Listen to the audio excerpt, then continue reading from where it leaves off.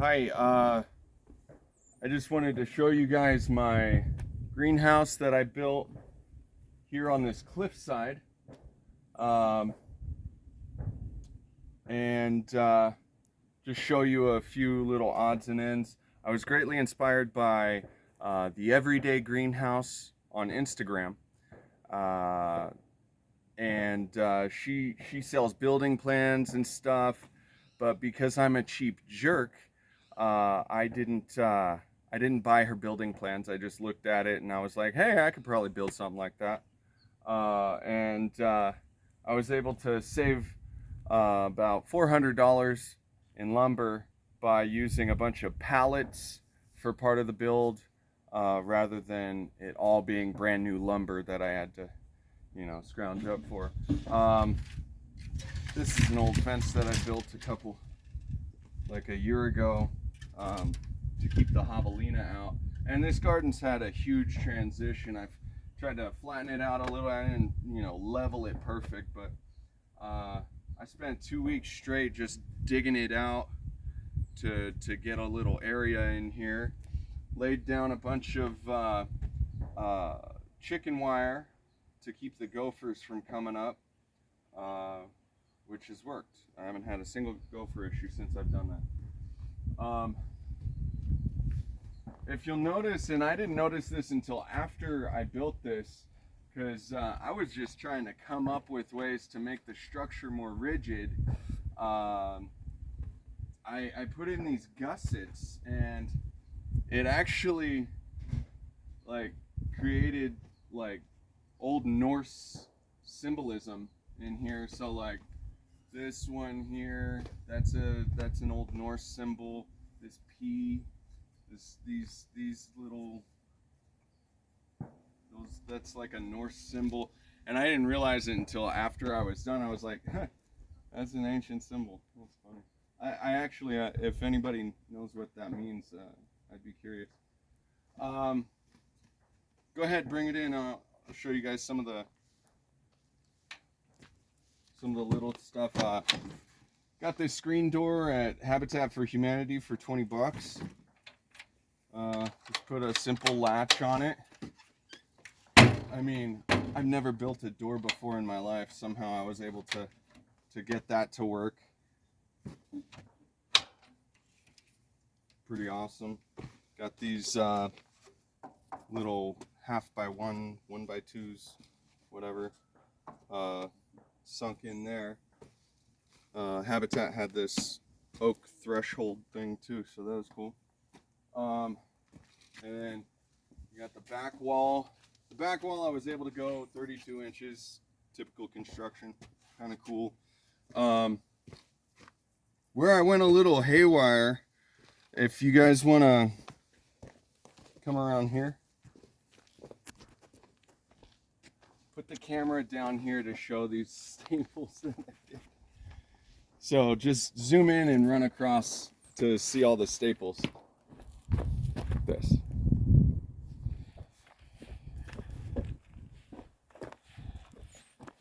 There you go.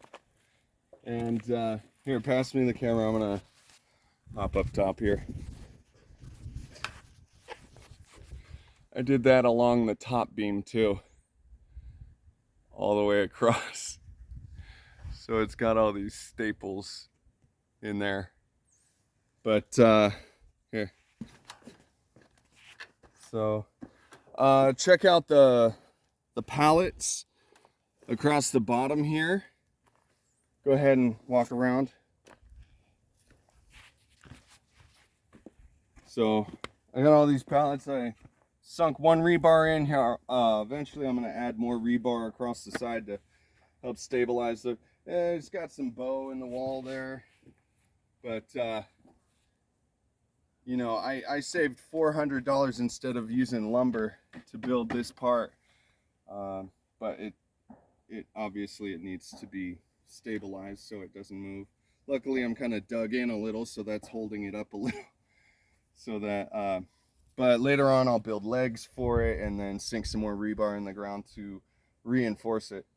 But yeah, greatly inspired by the greenhouse and greenhouse building plans that they have for the Instagram page, the Everyday Greenhouse. So hopefully I'll get to send this to her and show her how she inspired me. And I have a couple years construction experience, but I'm not like a journeyman or anything. I was always just an apprentice. So I had basic understanding of tools and the fact that things need to be level and rigid. So like over here making these gussets, and that's really all I had to go off of. I leveled out all sides of the walls, and I sunk them. And there are certain times I didn't think that this structure was gonna stand. You know, it's they're fucking pallets. But door closes, door stays closed. I don't even know how that's working, but you know, you just try to attempt something and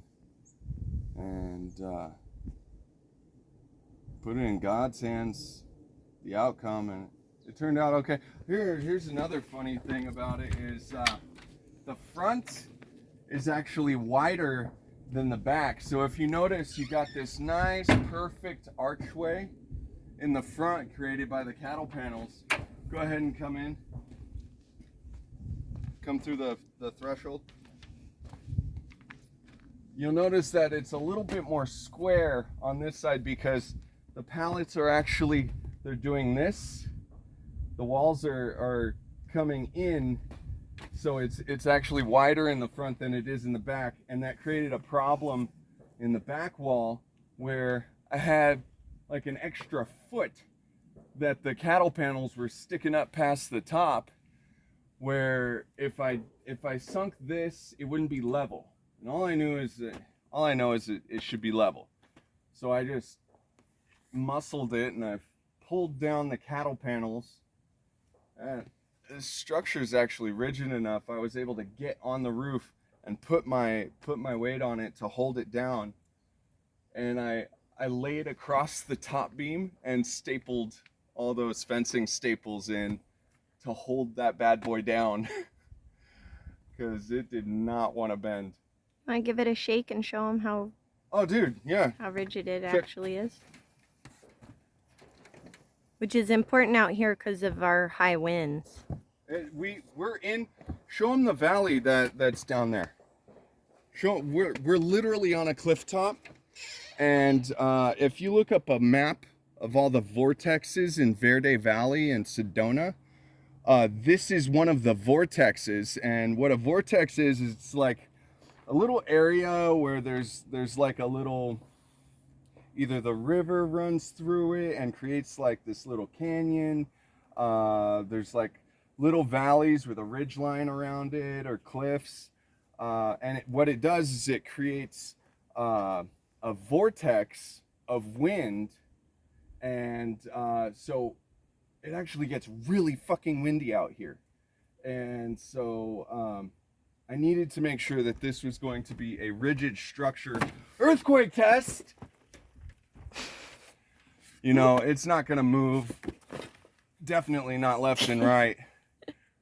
So it's something that I'm really confident in and grateful for the opportunity. Thank you to the woman who does Everyday Greenhouse for inspiring me. Thank you to everybody who's inspired me to do different forms of gardening. Thank you, David the Good. Even though you're not big on raised planter beds that are constructed out of materials, I did actually I built David the Good's worm bin out of an old bathtub, and exactly like David the Good, bring it in, show him this freaking worm bin. Exactly like David the Good described, I got this from my neighbor, who was like, yeah, we're not using it, you can just have it. This is not like a clawfoot, but a pedestal tub it's just awesome, and I've got it up high enough that I can catch the worm. I forget what it's called, like leachings or whatever, which is just amazing fertilizer that I fertilize my plants with. Some of these plants, you know, they're going out of season, so they don't look too hot. Some of them I probably burned with other fertilizer, not the worm leachate. That's the name of it, worm leachate. I didn't burn it with worm leachate. I burned it with my compost tea was a little too hot and fresh, and I should have waited a few weeks before throwing it on there. But anyways, I hope this inspires you guys to create and build, and just you know, don't get in your head about not